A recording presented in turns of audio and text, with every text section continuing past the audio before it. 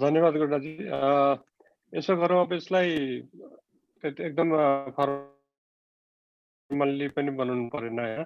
So म तपाईलाई एकचोटि पिफ्यान भनेको के हो मस्टली त बुझि नै सक्नुभयो होला, तर पनि छोटोमा त्यसलाई एक्सप्लेन गर्छु। अनि त्यसपछि मोर तपाईहरुको क्वेशन एन्सरलाई चाहिँ बरु बढी प्राथमिकता दिएर यसलाई अगाडि बढाउँ। PFAN stands for private financing advisory network हैन। यो चाहिँ युएन अन्तर्गतको एउटा प्रोग्राम हो। यसलाई युनिडोले होस्ट गर्छ। अनि युनिडो भनेको आफैमा एकदमै युएनको कुनै पनि संस्था निकै ब्युरोक्रेटिक हुन्छ। कुनै पनि डिसिजन लिनको लागि नमस्ते गुम्बाडे।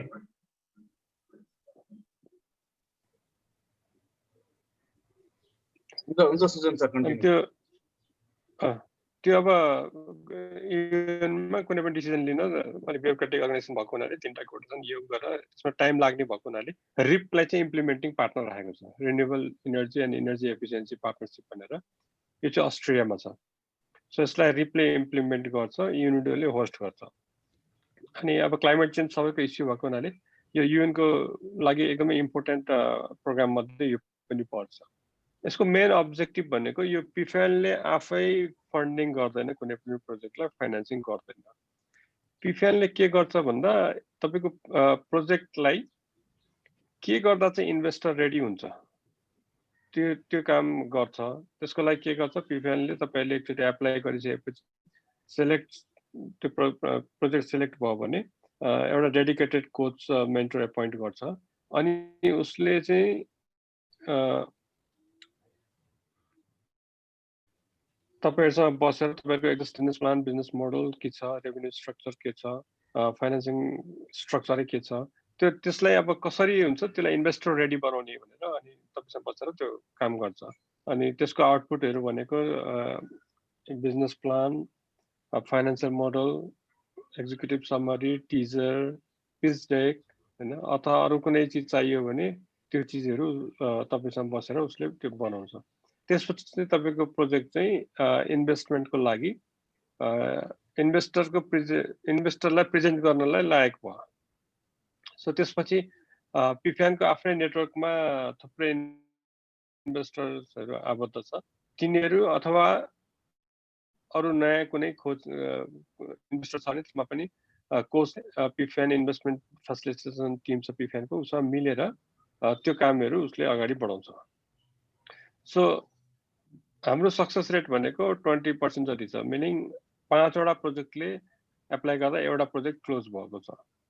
अनि त्यो 20% भनेको चाहिँ यस्तो प्रोग्रामको लागि राम्रै सक्सेस रेट हो। अब त्यसमा विभिन्न कारण छ किन 20% छ भन्ने भन्दाखेरि अब हामी सबै प्रोजेक्टलाई एकोमोडेट गर्ने प्रयास गर्छौं। सो सबै प्रोजेक्टहरु एउटा लेभलको इन्भेस्टरले खोजेको जस्तो नहुन सक्छ, त्यो एउटा भयो। अनि प्लस अब कति चीज चाहिँ कन्ट्री स्पेसिफिक चीजहरु पनि आउँछ। सो ह्याभिङ सेड दैट त्यो 20% रेट किन बताउँछु भने गर्नु पनि जरुरी हुन्छ। सबै प्रोजेक्टले पैसा पाउँदैन, फन्डिङ पाउँदैन आफूले। अनि अर्को कुरा चाहिँ अब हाम्रो बिजनेस मोडल चाहिँ के हो भन्दाखेरि हामीले जे जति कामहरु तपाईहरुलाई सेवा सर्भिस दिन्छु सबै फ्री हो, एक्सेप्ट तपाईको हाम्रो कारणले तपाईहरुलाई फन्डिङ आयो भने देन हामीले सर्टेन नोमिनल एउटा सर्भिस यो सक्सेस फी भनेर चार्ज गर्छौं। अनि त्यो चाहिँ किन भन्दाखेरि यसलाई चाहिँ हामीले सेल्फ सस्टेनेबल मोडलमा लाँदैछौं। अहिलेसम्म अब डोनरहरुको फन्डिङहरु चाहिँ छ यसमा, तर यसलाई हामीले सेल्फ सस्टेनेबल हिसाबले लाने भन्ने यसको मेन कन्सेप्ट हो। अनि त्यो सक्सेस फी चाहिँ सक्सेस फी पिफ्यान अपरेसन पनि त्यसले चलाउने, अनि जो तपाईहरुलाई कोच एपोइन्ट गरेको हुन्छ उसको लागि पनि त्यसबाट शेयर हुन्छ त्यो भयो भने। सो सबै कोचहरुको त्यसैले इन्टेन्सन के हुन्छ भने तपाईहरुको यो प्रोजेक्टमा फन्डिङ आइदियोस्, त उसले आफ्नो बेस्ट एफर्ट त्यहाँ लगाउँछ भन्न खोजेँ मैले। अनि प्रोजेक्टको केसमा पहिला चाहिँ अब हामीले रिन्युएबल इनर्जी र इनर्जी एफिसिएन्सी मात्रै गर्थ्यौं, तर अहिले आएर चाहिँ हामीले कुनै पनि प्रोजेक्ट क्लाइमेट कनेक्सन त्यसमा छ भने त्यो यस्तो प्रोजेक्ट चाहिँ पिफ्यानको सपोर्टको लागि क्वालिफाई हुन्छ। सो त्यो चाहिँ अब इभन रियल एस्टेट हाम्रो एउटा सायद मलेसियामा थियो, एउटा राम्रो रियल इस्टेट प्रोजेक्ट थियो। उसले के गर्यो भने उसले यस्तो लोकेसनमा त्यो प्रोजेक्ट बनायो कि त्यहाँबाट उसले त्यहाँको त्यो अब रेसिडेन्टहरूले सिधै मेट्रो एक्सेस सजिलो एक्सेस भयो क्या। त्यो कारहरू मान्छेले चलाइरहनु परेन भन्ने हिसाबले त्यस्तो पनि क्वालिफाई हुन्छ। अथवा तपाईँको इनर्जी एफिसियन्सी हाउसिङहरू छ अहिले, त्यो क्वालिफाई हुनसक्छ। एग्रिकल्चरमा कुनै पनि किसिमले रिसोर्सेस बचाइरहनु भएको हुन्छ। जस्तो अब हाम्रो नेपालमा तल खोला बगिरहेछ, माथि खेत बाँझो हुन्छ, त्यसमा तलबाट पानी सोलरबाट लिफ्टिङ गरेर गर्ने त्यो पनि एउटा हुनसक्छ। अथवा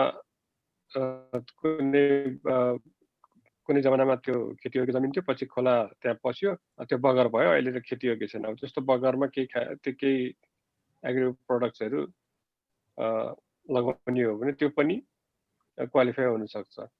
अरू पनि अब दुनियाँ टुरिज्म, इको टुरिज्मदेखि इभन माइक्रो फाइनेन्समा पनि यदि तिनीहरूले फर्दर अनलाइन गर्छ भने त्यस्तो प्रोजेक्टहरू पनि क्वालिफाई हुन्छ।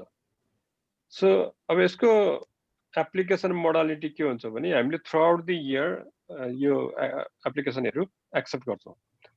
तर यसको मतलब क्याच भनेको के भने यो क्वार्टरली मात्रै इभ्यालुएटेड हुन्छ।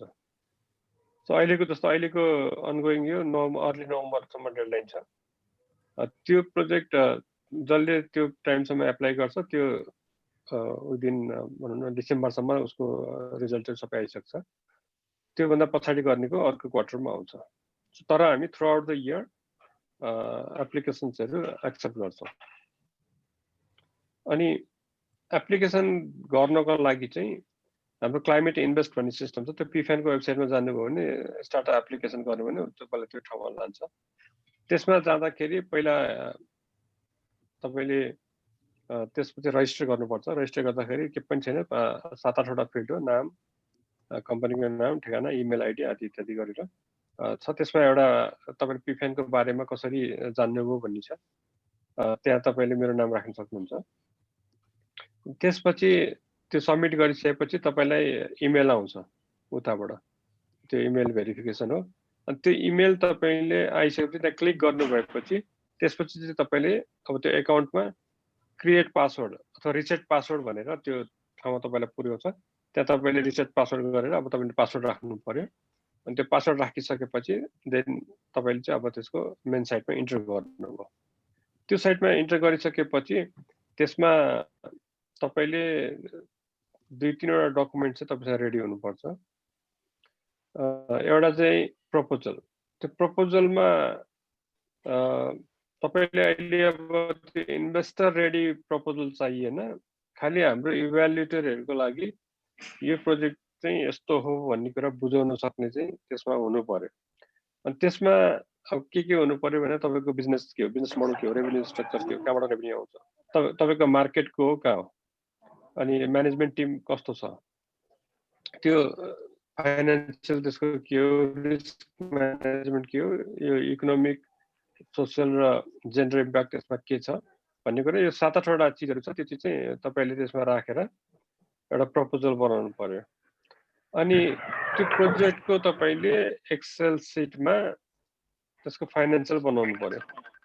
त्यो फाइनेन्सियलमा चाहिँ अब तपाईँको प्रोजेक्सन पनि हुनु पर्यो, फाइनेन्सियल इन्डिकेटर्सहरू, आइआरआर, एनपिभीहरू, त्यसमा त्यो चिजहरू तपाईँले त्यो इन्डिकेट गर्नु पर्यो। सो त्यो पनि एकदम इन्भेस्टर रेडी चाहिएन, तर एटलिस्ट इभ्यालुएटरहरूले बुझ्ने र त्यो एक्सेल सिटै किन खोजेको भन्दा त्यो त्यसमा भएको फर्मुलाहरू पनि त्यो चेक गर्न मिलोस् भन्ने हिसाबले त्यो चिज सबमिट गर्नुपर्छ। यो 2टा की डकुमेन्ट चाहिँ तपाईँसँग हुनु पर्यो। अनि त्यसपछि तपाईँको अब अरू कुनै एडिसनल डकुमेन्ट जस्तो पिपिए छ भने पिपिए हाल्नु, या तपाईँको प्रोजेक्ट चाहिँ इन्भेस्टरलाई किन एट्र्याक्टिभ हुनसक्छ भन्ने अरू कुनै सपोर्टिङ डकुमेन्ट छ भने त्यो चिजहरू राख्नु पर्यो। त्यसपछि कम्पनी दर्ताको छ, कम्पनी दर्ताको राख्नु पर्यो। त्यो चाहिँ तपाईँले दिने डकुमेन्ट त्यसमा सबमिट गर्ने कुराहरू भयो। अनि त्यसमा त्यो डेटा फिल्डहरू पनि हुन्छ। त्यसमा के चाहिन्छ भन्दा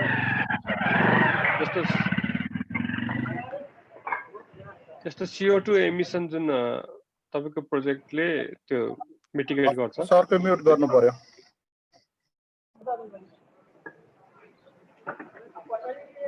या गुरुनाथजीले मिल्छ भने म्युट गरिदिनु भए पनि हुन्छ। म्युट भइसक्यो सर। ओके, अनि त्यसपछि अरू अब त्यो कम्पनी इन्भेस्टमेन्ट आस्क कति हो, तपाईले आफ्नो डेभलपरको कति लगाउनुहुन्छ, तपाईले अरू पिपिएनबाट कति एक्सपेक्ट गर्नुभएको छ भन्ने कुराहरू तपाईले त्यो इन्भेस्टमेन्ट आस्कहरू त्यो मेन्सन गर्नु पर्यो। अनि तपाईहरुको अब शेयर होल्डर, मेजर शेयर होल्डर्सको नामहरू त्यसमा हाल्नु पर्यो। अनि त्यसमा तपाईको जस्तो बोर्डमा जेन्डर स्प्लिट कस्तो छ त्यो चीज हाल्नु पर्यो।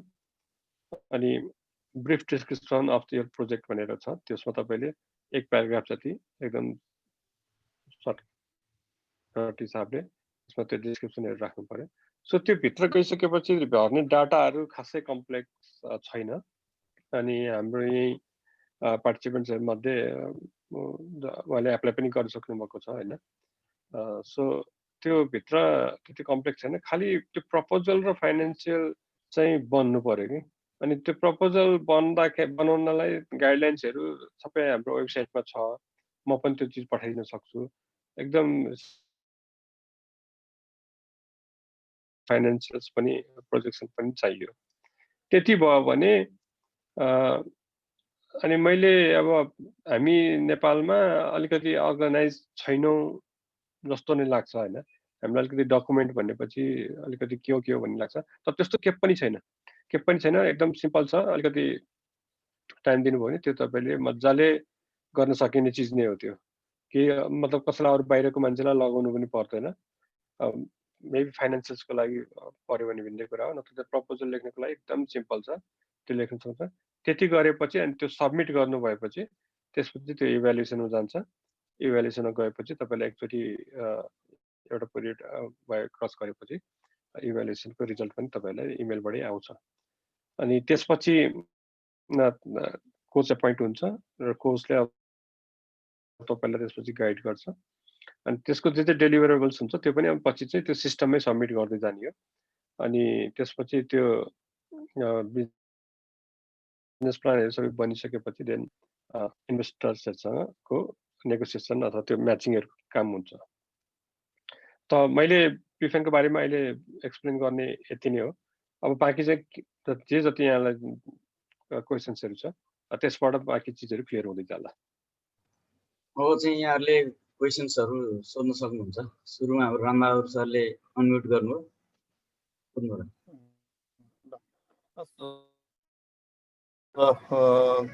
थ्यांक यू सर, धेरै कुरा बुझ्ने अवसर पनि पाइयो यो इन्भेस्टमेन्ट उसको बारेमा। मेरो 3-4वटा क्वेरी छ।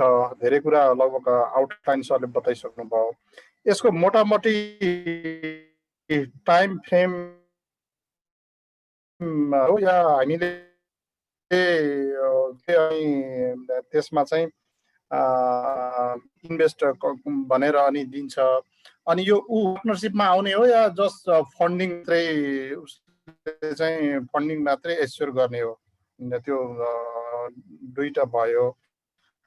अनि यसको इन्ट्रेस्ट चाहिँ, अनि थर्ड चाहिँ तपाईको फन्डिङ साइज टेन्टेटिभ कति जतिको हुन्छ? त्यसमा चाहिँ फन्डिङ साइजको कुराहरू। अनि टिममा भन्नुभयो यो 5 जना अथवा एउटा त्यो ग्रुपहरु के अब महिला सहभागिता र एक्सपर्टिजमको कुरा गर्नुभयो हैन। अनि त्यो भयो र अरु अब सेक्टरको कुरा 3-4 मैले अरु टिपेको थिएँ। सेक्टरको कुरा क्लियरिफाई भयो, त्यो भइहाल्यो। अनि यो अर्को यो बिजनेस प्लानको कुरामा रेभिन्यूको कुरा अलिकति रियल इस्टेट र उसको टुरिज्मको पनि गर्नु भएको थियो। त्यो चाहिँ रेभिन्यू जेनेरेट कसरी हुन्छ र पेब्याक पिरियड कसरी हुन्छ भन्ने। त्यो पेब्याक पिरियडको मोडालिटी जस्तो उनीहरूले फरेन करेन्सीमा दिने हो भने हामीले फेरि पे गर्दाखेरि फरेन करेन्सी। अर्को थर्ड चाहिँ नेपाली ब्याङ्किङहरुसँग लेन्डिङ गरेर कतिको सम्भावना हुन्छ? मेरो चाहिँ फाइनल त्यो चाहिँ जस्तो अब हामीले सिड मनी एउटा भयो नेपाली ब्याङ्किङसँग एउटा गरेर अनि प्लस उसको इङ्गेजमेन्ट चाहिँ के हुन्छ अहिलेलाई चाहिँ मेरो यति क्वेरी रह्यो सरलाई। हुन्छ सर, धन्यवाद तपाईँको क्वेसन्सको लागि। यसमा सायद मैले बताउनु प्रोजेक्टहरूमा हेर्छौँ नि, त्यो प्रोजेक्ट चाहिँ कमर्सियली भाइबल हुनुपर्छ। मतलब हामी त्यसमा ग्रान्टमा चाहिँ डिल गर्दैनौँ। जस्तो कसैले ग्रान्ट खोजिरहेको छ भने त्यस्तो प्रोजेक्टलाई चाहिँ हामी इन्टरटेन गर्दैन। हामीले खोज्ने भनेको चाहिँ प्राइभेट इन्भेस्टरहरू हो। कमर्सियल हिसाबले त्यो प्रोजेक्ट भाइबल भएपछि मात्र प्राइभेट इन्भेस्टर आउँछ। अन्त प्रफिट उसले देख्नु पर्यो हैन, एउटा त्यो भयो। अर्को इन्भेस्टमेन्टको साइज चाहिँ हाम्रोमा USD $1 million को प्रोजेक्ट साइज चाहिँ मिनिमम हुनुपर्छ भन्ने हो भने रफली 11-12 करोड रुपियाँ नेपाली बराबरको प्रोजेक्ट साइज हुनुभयो। तर नेपालको केसमा छ। सो तर अब यसमा बुझ्नुपर्ने कुरा के छ भने त्यो जुन अब एडमिनिस्ट्रेटिभ एक्सपेन्सेसहरू जुन हुन्छ त्यो चिज चाहिँ फेरि अब यो प्रोग्रामले पनि सस्टेन गर्न नसक्ला भनेर अनि मिनिमम $1 million को त्यो साइज राखेको हो। एक्चुअली कस्तो इन्भेस्टर आउँछ, को आउँछ, कति रेट आउँछ भन्ने कुरा चाहिँ अहिले नै त्यो चिज चाहिँ खोजिरहेको छ। सपोज तपाईँको प्रोजेक्टले इक्विटी इन्भेस्टर खोजिरहेको छ भने अनि तपाईँले अब इक्विटी इन्भेस्टर पनि लोकली पनि हुनसक्छ या एफडिआई को रूपमा पनि हुनसक्छ हैन, बाहिरबाट पनि। अब तपाईँको प्रोजेक्ट एकछिनलाई मानिलिनुहोस् $1 million को छ, त्यसमा 30% इक्विटी छ, 70% लोन छ भने त्यो $1 million मा 30% इक्विटी भनेको रफली 3.5-4 करोड हुन्छ। अनि हाम्रो एफडिआई को मिनिमम साइज नै 5 करोड छ भनेपछि त्यो अब त्यो चाहिँ अब इन्टरनेसनली हुने भएन, लोकल्ली नै मात्र हुने भयो। सो तपाईको प्रोजेक्टले कस्तो किसिमको इन्भेस्टर खोज्छ हामी त्यस्तै किसिमलाई म्याच गराउन खोज्ने हो। अनि अब रेट अनि हामी युजुअली डेब्ट इन्करेज गर्दैनौँ बाहिरबाट लिनलाई, किन भन्दा त्यसमा एक्सचेन्ज रेटको रिस्क हुन्छ। त्यो चाहिँ अब अहिलेसम्म हाम्रो प्रोजेक्टहरूले त्यो चिजहरू बियर गर्न सक्ने क्यापेसिटी डेभलप भइसकेको छैन। सो युजुअली हामी डेब्ट चाहिँ इन्करेज गर्दैनौँ। तर कतिजनाले चाहिँ होइन म त्यो चिज चाहिँ कसै गरी म्यानेज गर्छु या म हेजिङ चाहिँ मेरो प्रोजेक्टमै त्यो प्रोजेक्टको रेभेन्यूमै हेजिङलाई पनि म त्यहाँनिर इन्क्लुड गर्छु। अनि त्यही पनि मेरो प्रोजेक्ट फिजिबल हुन्छ भन्नुभयो भने त्यस्तो केसमा हामी डेब्टमा गर्ने हो। सो इन्भेस्टरले आज तपाईलाई तपाईको प्रोजेक्ट हेरेर उसले आफ्नो रिस्क एपेटाइट अनुसार रिटर्न खोज्ने हो। अनि तपाईले डिफरेन्ट टाइप्स अफ इन्भेस्टर्स पाउनुहुन्छ। जस्तो त्यो नेपालमा नेपाल चाहिँ अस्ति भुइँचालो गएको हो, अलिक छ लो इन्कम कन्ट्री छ, त्यहाँ हामीले गरेको इन्भेस्टमेन्टको इम्प्याक्ट हुन्छ, हामी कम रिटर्न भए पनि जान्छौँ भन्ने खालको पनि इन्भेस्टर पाउँछ। नेपाल उसको कन्ट्री रेटिङ पनि छैन, त्यहाँ पोलिटिकल इन्स्टेबिलिटी पनि छ, हामीलाई मिनिमम यति रिटर्न भएन भने हामी त्यहाँ जाँदैनौँ भन्ने खालको पनि पाइन्छ। सो हरेक किसिमको इन्भेस्टर्सहरू हुन्छ। त्यो चाहिँ इन्भेस्टर्स चाहिँ अब तपाईले नै नेगोसिएट गर्ने हो कि at the end of the day तपाईले कति आफ्नो कन्ट्रोल सिट गर्न चाहनुहुन्छ, म्यानेजमेन्ट दिन चाहनुहुन्न, मतलब के हो त्यो तपाईको प्रोजेक्टले कसरी खोजेको छ, तपाईको इन्भेस्टमेन्ट आज कसरी खोजेको छ त्यो हिसाबले तपाईले नै अल्टिमेटली उसँग डिल गर्ने हो। तपाईको के इच्छा छ एक स्टेप फाइनल भइसकेपछि नेगोसिएसन उनीहरुसँगको आफ्नो इन्ट्रेस्ट सबै कुरा त्यसैमा पर्ने हो हैन, त्यो तपाईले नै गर्ने हो, हामीले चाहिँ तपाईलाई फेसिलिटेट गर्ने हो। किन भन्दा हामी चाहिँ अब के भन्छौँ भने जस्तो प्रोजेक्ट हामीका धेरै प्रोजेक्टहरूले के गर्छ, जस्तो 100 रुपैयाँको प्रोजेक्ट छ भने अनि इक्विटी खोजिरहेको छ भने उसले 100 रुपैयाँमै दिन खोजिरहेको हुन्छ कि हामी भन्छौँ होइन त्यसो गर्ने होइन, हामी भ्यालुएसन गरौँ। अहिलेसम्म जो प्रमोटरले यो स्टेजसम्म ल्याएको त उहाँले केही त पाउनु पर्यो नि त। तर त्यो चिज चाहिँ प्रोजेक्टको फाइनेन्सियल या भ्यालुएसनले पनि सपोर्ट गर्नु पर्यो।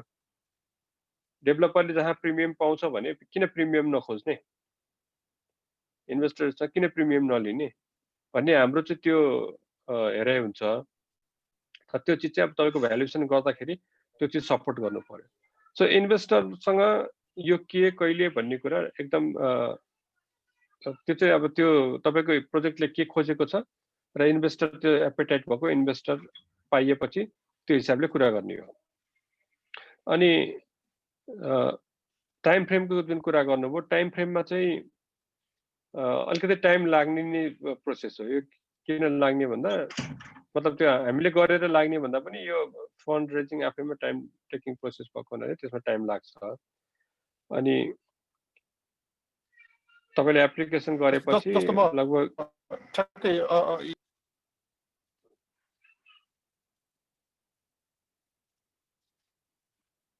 सर आवाज आएन तपाईँको। राम्रोसँगै आउट हुनुभयो, अब चाहिँ इन्टरनेट गएको जस्तो। अर्को सरले क्वेसन सोध्नु सकिन्छ? म सोधौँ है सर? हुन्छ हुन्छ हजुर, मेरो दुई चारवटा क्वेसनहरू छ। यो जस्तो अब हामीले चाहिँ अप्लाई गरेको यो सेप्टेम्बरको डेडलाइनमा अप्लाई गरेका थियौँ। हजुर, यो नर्मली अब कहिले जति कहिले चाहिँ यसको चाहिँ एप्लिकेसनको रिजल्ट आउँछ अथवा के हिसाबले आउँछ हैन सर? तपाईँको एसएससी भनेर। हजुर, तपाईँको यो ठिक छ। तपाईँले मलाई जहाँसम्म लाग्छ यो आज कति तारिक हो, 14 तारिक हो, यो 16 या 17 तारिकमा यिनीहरूको यो मतलब जुन फाइनल इभ्यालुएसन जुन हुन्छ त्यहाँबाट छ हैन। तपाईँको मोटामोटी सपोर्ट गर्ने भन्ने उसमै छ मैले भन्दा। मोस्ट लाइकली तपाईँले यो विकको एन्ड अथवा नेक्स्ट अर्ली नेक्स्ट विकसम्म सायद तपाईँले इमेल पाउनुहुन्छ होला। हजुर सर, ओके। अनि अरू एक दुईवटा कुरा नि सर, जस्तो अब अघि नै हजुरले भन्नुभयो नि यो सेलेक्ट भएका सबै प्रोजेक्टले फन्डिङ पाउँछ भन्ने पनि भएन भन्नुभयो। त्यो कस्तो, त्यो चाहिँ के भन्नुभएको भन्ने त्यो एकचोटि अलिकति बुझाइदिनु होला सर हैन? अनि त्यस पछाडि जुन अहिले हामीले यो एउटा फाइनेन्सियल बनाएर प्रपोज गरेका छौँ नि सर, यसमा चाहिँ हजुरले भन्नुभएको कुरासँग एक दुईवटा कुरा मेल खाएन कि। जस्तो त्यता त्यो पिफ्यानमा अप्लाई गर्दाखेरि त्यति बेला हेर्दाखेरि चाहिँ ग्रान्टको पनि सर्टन धेरै चाहिँ नराख्नु तर ग्रान्टको कम्पोनेन्ट पनि हुनसक्छ भन्ने हिसाबको बुझेको थिएँ मैले त्यो उसको पिफ्यानको पोर्टलमा चाहिँ अप्लाई गर्दाखेरि। र अहिले हजुरले भन्दाखेरि हामी लोनलाई चाहिँ डेप्टलाई चाहिँ त्यति प्रमोट गर्दैन भन्नुभयो। त्यो दुईवटा कुरा चाहिँ अलिकति म्याच भएको छैन। त्यो के पछि एउटा स्टेजको सिलेक्सन पछि त फेरि चेन्ज हुने नै होला हैन सर?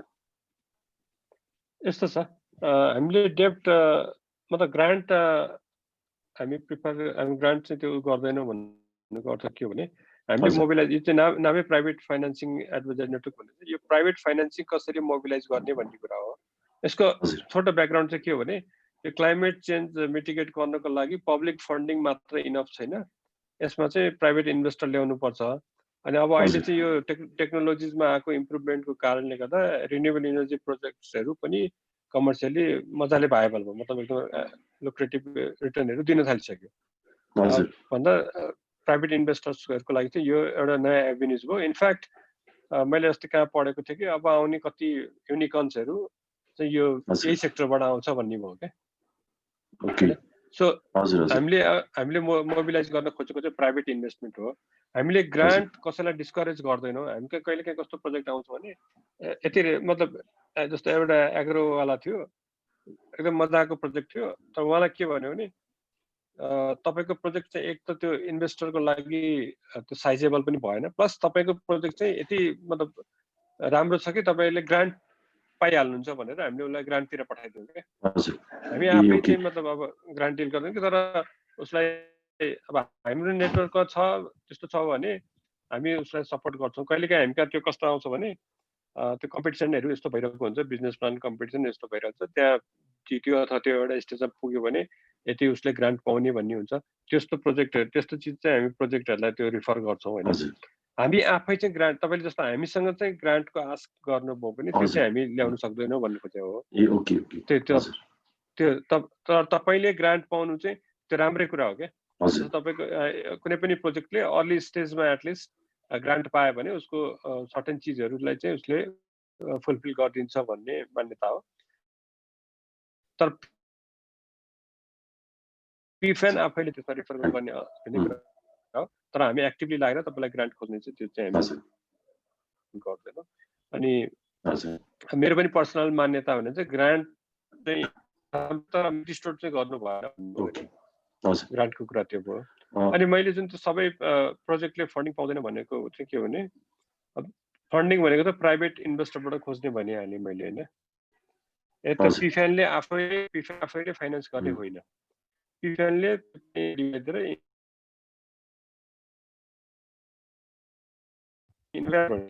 प्रोजेक्ट होइन त्यो भन्न सक्छ मैले लगानी गर्न, अथवा यो मेरो साह्रै सानो उसले अरू कुनै कारण प्रोजेक्टले पाउन सक्छ होइन, मैले त्यो भन्न खोजेको। अनि अब हाम्रो 20% सक्सेस रेट भनेको हामी कहाँ 5 वटा प्रोजेक्टले एप्लाई गर्दाखेरि एउटाको क्लोज भएको छ भने त्यो नराम्रो होइन है, त्यो एकदम एकदम राम्रो रेकर्ड हो त्यो होइन। तर मतलब 80% हुन त अब त्यो हामी कहाँ ग्लोबली हेर्ने भने 90% स्टार्टअप्स त फेल नै हुन्छ होइन। सो त्यो हिसाबले उनीहरू फेल हुने भने फन्डिङ नपाउने भन्ने उनीहरू पनि। सो तर हामी कहाँ चाहिँ एटलिस्ट 20% प्रोजेक्टले चाहिँ पाएको छ। अनि हाम्रो अर्को एउटा के हुन्छ भने यो वर्ष चाहिँ हामीले गरेनौँ, नत्र हामी हरेक वर्ष एप्सेफ भन्ने एउटा फोरम हुन्छ सिङ्गापुरमा हुन्छ, यो Asian forum for clean and climate financing भनेर यो सिङ्गापुरमा यो अक्टोबर-नोभेम्बरतिरै हुन्थ्यो। अनि त्यसमा चाहिँ के गर्थ्यो भने त्यसको लागि चाहिँ हामीले 10 वटा प्रोजेक्ट चाहिँ सेलेक्ट गर्छौँ अनि त्यसलाई त्यसैको लागि मेन्टरिङ कोचिङ गरेर त्यो 10 वटा प्रोजेक्टले चाहिँ सिङ्गापुरमा गएर त्यहाँ इन्भेस्टर्सकै अगाडि पिच गर्छ क्या आफ्नो प्रोजेक्टहरू हैन।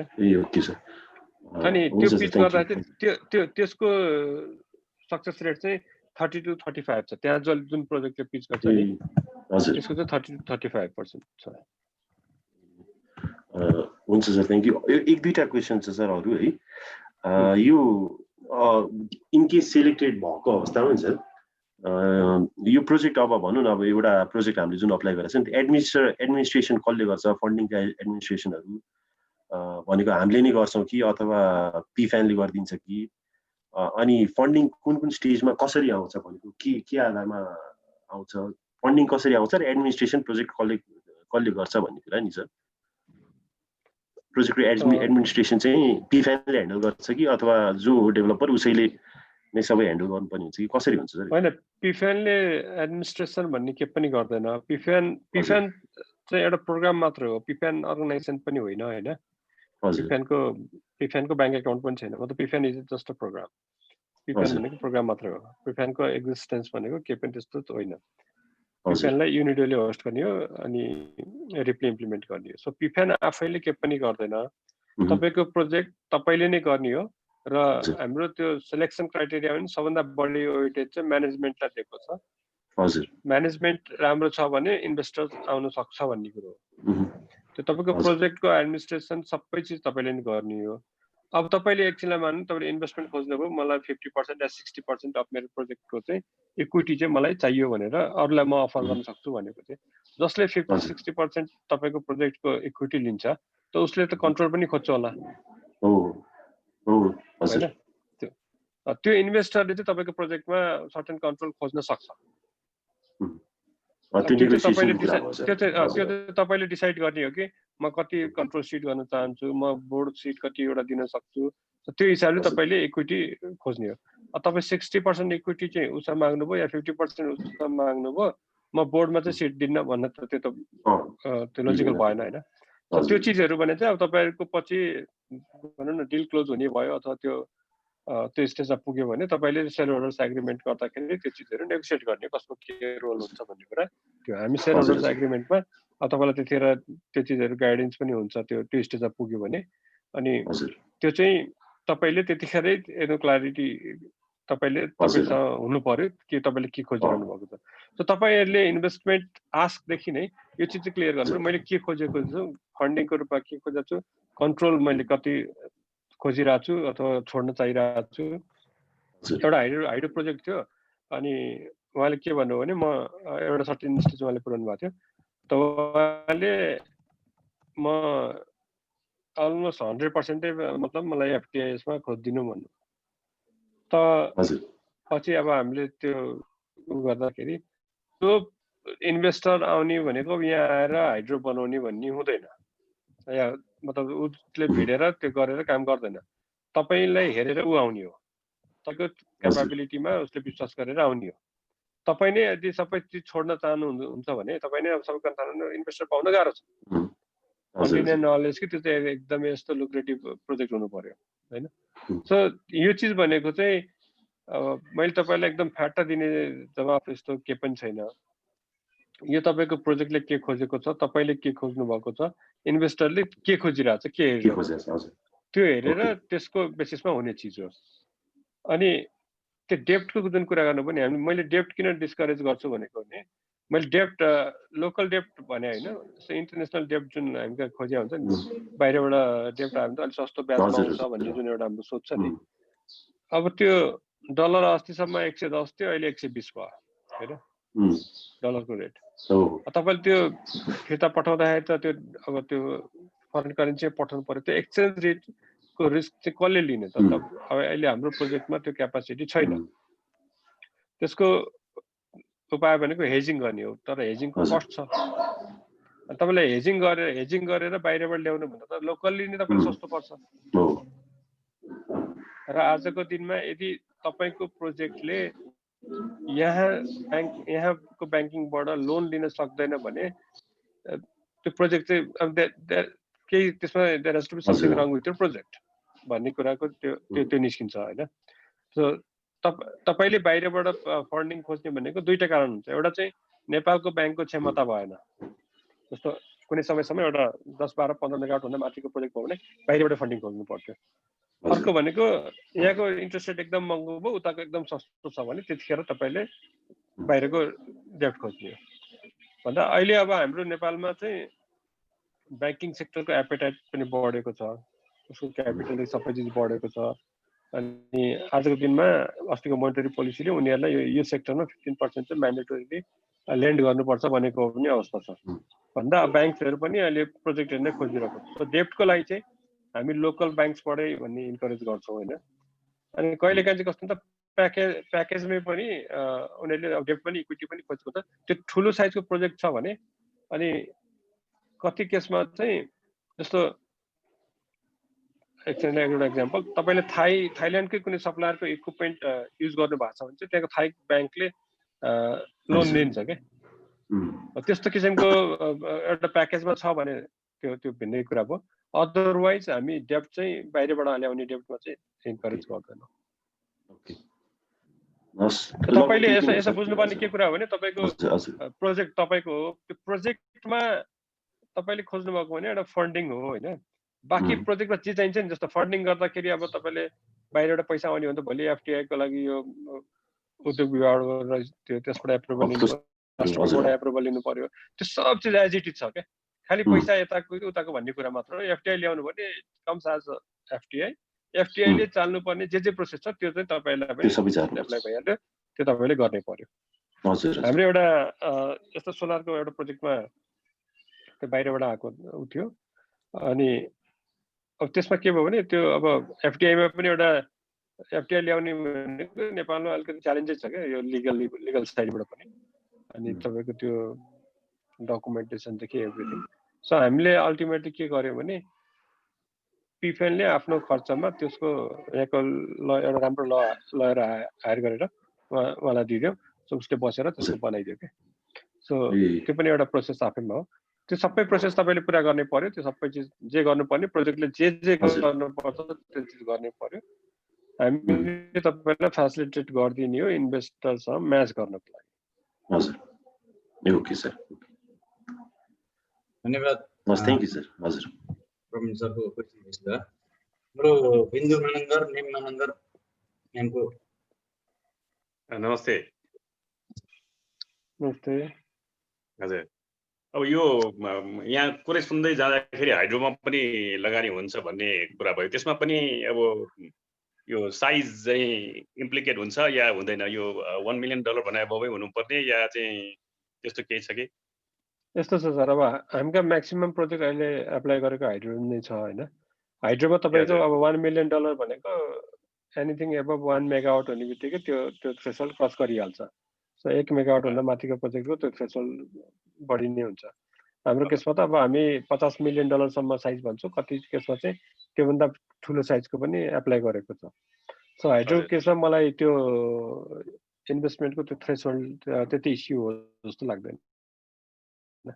लाग्दैन। अनि चाहिँ नि अर्को कुरा चाहिँ यो हाइड्रोमा हामीले अब एप्लाई गर्ने भनेको इक्विटीको लागि मात्र हो वा अब अलिकति बढीको लागि पनि गर्न सक्छौँ?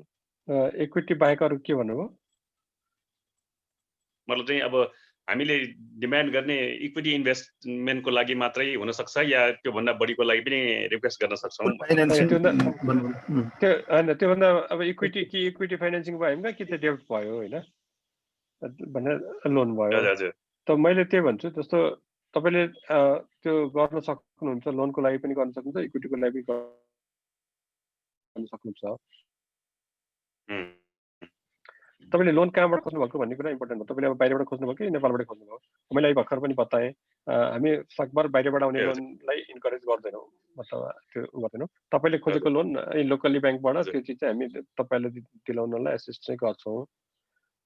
तर त्यो हामी बाहिरबाट त्यो त्यसमा एक्सचेन्ज रेटको रिस्क हुन्छ। त्यो अब अहिलेसम्म त्यति अब हामी कहाँ हेजिङको मेकानिजम इन प्लेस छैन। अनि बाहिरबाट गर्नुपर्छ। बाहिरबाट गर्दाखेरि त्यो कस्टली अफेरै हुन्छ।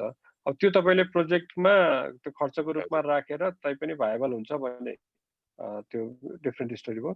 होइन भने चाहिँ डेप्टको लागि चाहिँ हामी त्यति इन्करेज गर्दैनौँ। र आजको दिनमा तपाईँलाई डेप्टको इस्यु पनि छैन।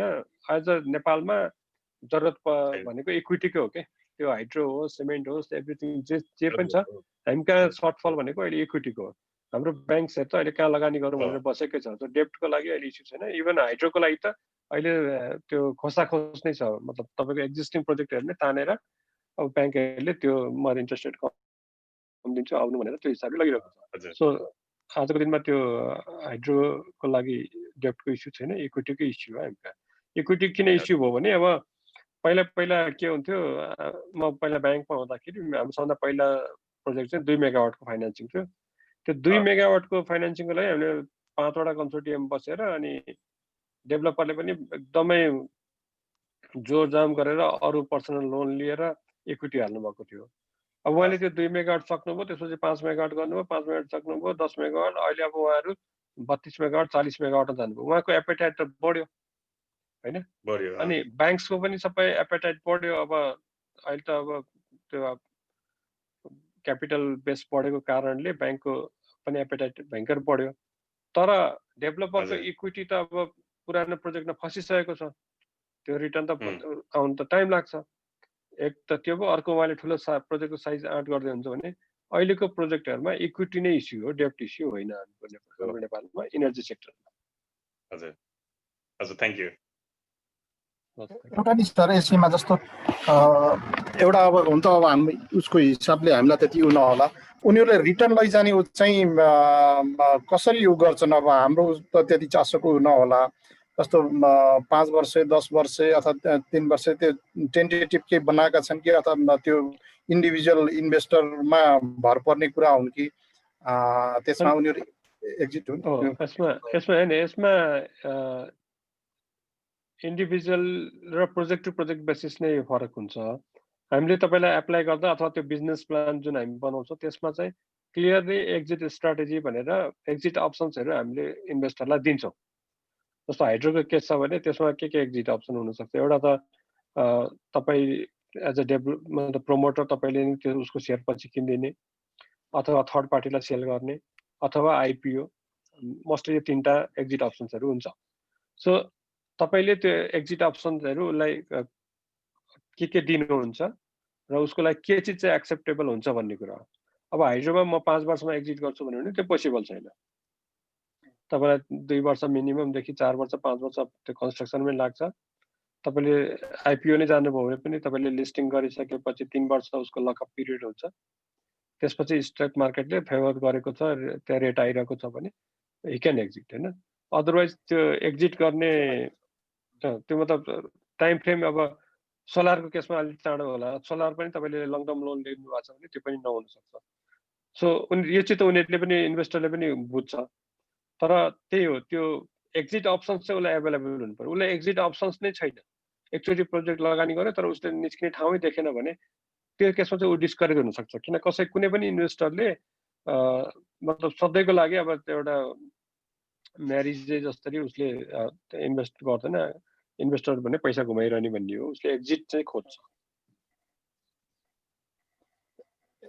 एक्जिटमा फरेन करेन्सीको फ्लक्चुएसनले त्यो पनि अब उनीहरूले एनालाइसिस गर्ला होइन, हामीलाई चाहिँ कतिको असर गर्छ। जस्तो 120 मा अहिले लगानी गऱ्यो, भोलि बिहान 150 को 140 को उसमा गयो भने जस्तो 5 वर्ष अथवा 10 वर्ष पछिको रेन्जमा त्यसले चाहिँ हाम्रो प्रोजेक्टलाई अथवा हामीलाई कतिको गर्छ अथवा त्यो एनालाइसिस कतिको हुन्छ त्यो टिमवर्कमा? होइन, त्यो यस्तो छ, अब इक्विटी इन्भेस्टमेन्ट तपाईँले खोज्नु भएको केसमा तपाईँको त्यसको एक्सचेन्ज रिस्क चाहिँ तपाईँलाई भएन, इन्भेस्टरले हेर्ने कुरा भयो। डेब्टको केसमा चाहिँ तपाईँलाई भयो त्यसको टाउको दुखाइ होइन। त्यो इक्विटीको केसमा चाहिँ उसले एनालाइज गर्छ। अब उसले एनालाइज गर्दा के हेर्छ भने उसको रिस्क भयो। अब उसले हेर्छ कि मलाई यसमा लगानी गरेर मैले जुन पाउने रिटर्न छ त्यो रिटर्न चाहिँ मेरो यो एक्सचेन्ज रेट रिस्क जुन छ त्योभन्दा बढी छ कि छैन। यदि मलाई एन्युअली मलाई राम्रै अब त्यसको डिभिडेन्ड आउने अवस्था छ, अथवा भोलि मैले यसको एक्जिट हुँदाखेरि चाहिँ यसको सेयर मार्केटबाट अथवा कहीँबाट यसको मैले बढीमा एक्जिट हुन सक्छु भने म त्यो एक्सचेन्ज रिस्क किन नलिने, त्यो रिस्क लिएर किन इन्भेस्ट। यो चाहिँ अब प्योरली इन्भेस्टरले हेर्ने कुरा हो। तपाईँले यो एकदमै इन्भेस्टरले एकदमै सोचिरहने कुरै उठाउनु भयो होइन। इन्भेस्टरले यो चिज चाहिँ हेर्छ क्या, यहाँबाट आउँदाखेरि यो एक्सचेन्ज रेट रिस्क बढी छ अनि उनीहरूले अब हेर्ला आफ्नो मेकानिजमहरू पनि उसले इन्भेस्ट गर्दा उसले त्यो चिज पनि कुनै हिसाबले कभर गर्न खोज्ला, हेजिङ गर्ला, के गर्ला, त्यो उसको टाउको दुखाइ भयो। तर उसले यो चिज चाहिँ हेर्छ, एकदमै हेर्छ। अब उसले त्यसैले यहाँ हामीले दिने प्रोजेक्टमा चाहिँ त्यो रिस्क कभर गरेर त्योभन्दा बढी रिटर्न दिने चाहिँ प्रोजेक्ट हुनु पर्यो। जस्तो हाइड्रोको केसमा अलिकति लुक्रेटिभ हाइड्रो छ भने उसले 30-35-40% पनि डिभिडेन्ड दिने क्षमता हुन्छ एउटा स्टेजमा लोन क्लियर गरेपछि। भने त्यो ब्याङ्कले त्यो लङ टर्मको हिसाबले त्यो इन्भेस्टरले आएर हेर्दाखेरि त्यो चिज चाहिँ हुनसक्छ नि त, त्यो रिस्क कभर गरेर पनि अथवा मैले रिस्कमा त्यो एक्सचेन्ज रेटमा मैले सर्टेन हेजिङ गरेर पनि म त्यो चिज चाहिँ मलाई कभर हुन्छ भन्ने भयो भने होइन भन्ने कुरा हो। तर यो purely investor to investor, project to project बेसिसमा त्यो फरक पर्ने। आज टेलिकम इन्डस्ट्रीमा भन्नुहुन्छ भने त्यो उनीहरूको लागि त्यो त्यति ठुलो त्यो इस्यु हुँदैन, किन त्यसको रेभेन्यू चाहिँ त्यो तपाईँको मल्टिपल धेरै हुन्छ होइन। त्यो इट डिपेन्ड्स कि तपाईँको केमा र project to project, investor to investor यो डिपेन्ड हुने कुरा भयो। ठ्याक्कै यसैमा सल्लाह मैले गरिहालेँ। जस्तो भनेपछि अब हामीसँग त्यो इक्विटी आउँदाखेरि नेपालको एफडिआई पोलिसी अन्तर्गतकै सिस्टममा हामी प्रिपेरेटरी अथवा तयारी अथवा त्यही अनुसारकै इन्भेस्टिङ हुने भयो भने सर एक्जिस्टिङ एकदम हो, एकदम सबै हामी त अब हेर्नुहोस् अझ के हो भने हामी युएन अन्तर्गतको भएको हुनाले हामी एक्चुअलमा पोलिसी लेभलमा त्यति उ गर्दैनौँ, हामी पोलिसी लेभलमा जाँदैनौँ क्या। भनेको एक्जिस्टिङ सेटअप जे छ, गभर्मेन्टले जे नीति नियम बनाएको छ त्यही नीति नियमभित्रमा बसेर नै हामीले यो चिजहरू गर्ने खोज्ने भन्ने चिज हो। हामी त्योभन्दा बाहिर जाने भने त त्यो सम्भवै छैन। सो तपाईँले तपाईँको प्रोजेक्ट चाहिँ त्यसको लागि भनौँ न एक हिसाबले लायक हुनु पर्यो कि एफडिआई को जे छ रिक्वायरमेन्ट मिट गर्न सक्ने भन्ने त्यो हुनु पर्यो।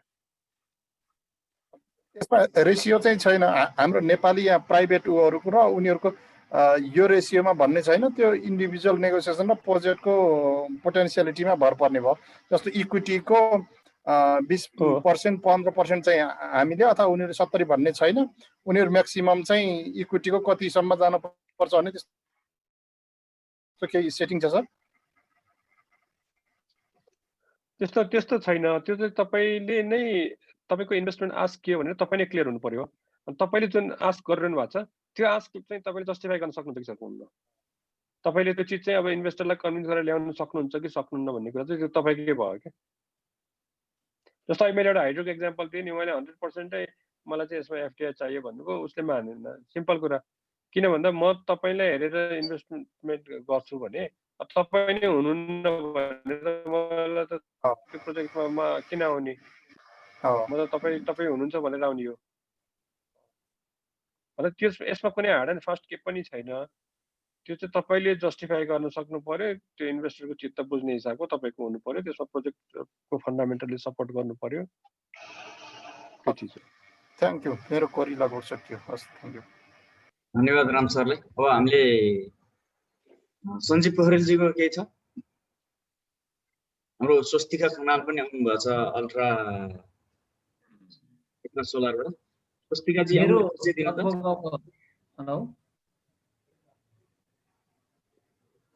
स्वस्तिकाजी। हजुर सञ्जीवजी। ओके, मेरो लगभग प्रवीणजी हामी एउटै टिम हो। अघि एसएससीबाट सबै आइसकेको छ। मैले भन्ने क्वेसन म एउटा मात्रै मेरो जान्न खोजेको कुरो के हो भने इन्भेस्टरले मिनिमम आइआरआर चाहिँ कति जति खोज्या हुन्छ सर, कि त्यो नेगोसिएसनमै भर पर्ने कुरा हो सर? सर यो अगेन यो चाहिँ त्यो प्रोजेक्ट टु प्रोजेक्ट नै डिपेन्ड हुने भयो क्या। जस्तो तपाईँको अब हाइड्रो भन्नुभयो भने हाइड्रोको एउटा स्ट्यान्डर्ड हाम्रो नेपालमा छ होइन, अनि त्यो ग्लोबल्ली पनि त्यसको एउटा स्ट्यान्डर्ड होला। त उसले जुन आइआरआर हाइड्रोमा खोज्छ त्यही चिज अर्को एग्रो प्रोजेक्टमा नखोज्ला होइन। त यो चाहिँ एकदमै तपाईँ यो चाहिँ एकदमै केस टु केस बेसिस भयो क्या। अनि अब त्यो कुनै प्रोजेक्टमा 20% आइआरआर राम्रो हुन सक्ला, कुनै टाइप अफ प्रोजेक्टमा त 20% आइआरआर कम हुन सक्ला। सो यो एकदमै प्रोजेक्ट टु प्रोजेक्टमा डिपेन्ड हुने भयो। भने केस बेसिस र नेगोसिएसनमै जाने भयो नि त यो कुराहरू, होइन सर? हो तपाईँको अब जति बेटर रिटर्न तपाईँको उसमा देखियो हायर चान्स भयो होइन। तर यसको अर्थ यो होइन कि लो आइआरआर वाला प्रोजेक्टले गर्नै नसक्ने भन्ने पनि भएन। तिनीहरूमा पनि त्यो फन्डिङहरू त आइ नै रहेको छ, प्रोजेक्टहरू त क्लोज नै भइरहेको छ। जस्तो हामीले हाम्रै थ्रु होइन, तपाईँले अब यहाँ जस्तो जति पनि पिपिए गरेको हाइड्रोजहरू छ हाइड्रोजहरूले मैले यो फाइनेन्सिङ क्लोज गर्न सक्छु भनेर नै पिपिए गरेको हो होइन। उसले पिफ्यान अथवा उसबाटै फन्डिङ आएर म गर्छु भनेर त गरे होइन।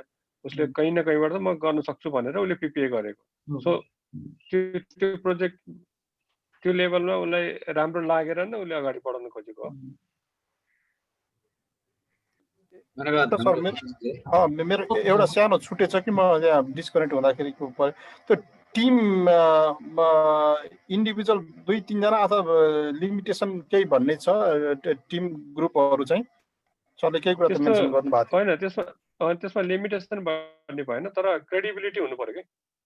जस्तो म तपाईँलाई एउटा सानो एक्जाम्पल दिन्छु। मैले सधैँ दिन्छु, एउटा मैले हाइड्रो प्रोजेक्ट त्यो खोज गरेको थिएँ।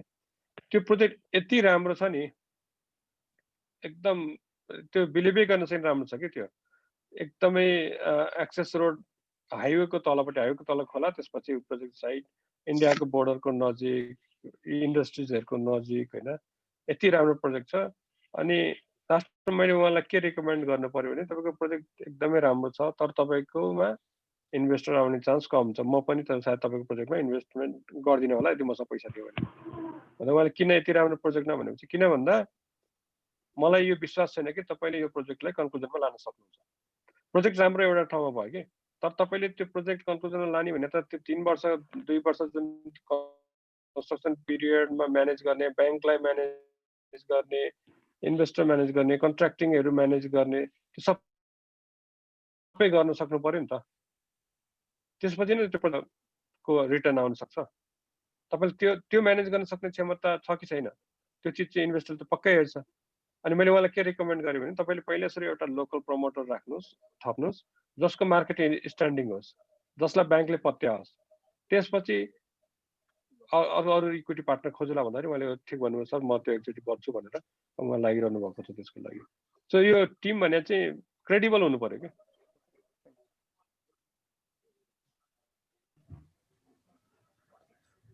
राम सर, मैले एन्सर गरेँ तपाईँको?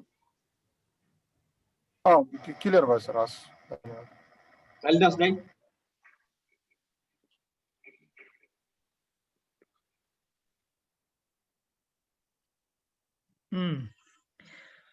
सबभन्दा पहिला त सुजनजीलाई धेरै धेरै धन्यवाद। सबै कुराहरू एकदम स्पष्टसँग राखिदिनु भएको छ।